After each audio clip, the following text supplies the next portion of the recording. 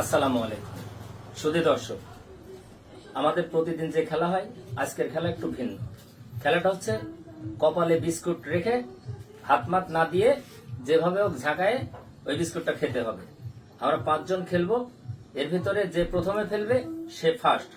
প্রথম পুরস্কার একটা মজু 2 লিটার, আর সেকেন্ড যে হবে তার জন্য 1 লিটার ক্লেমন।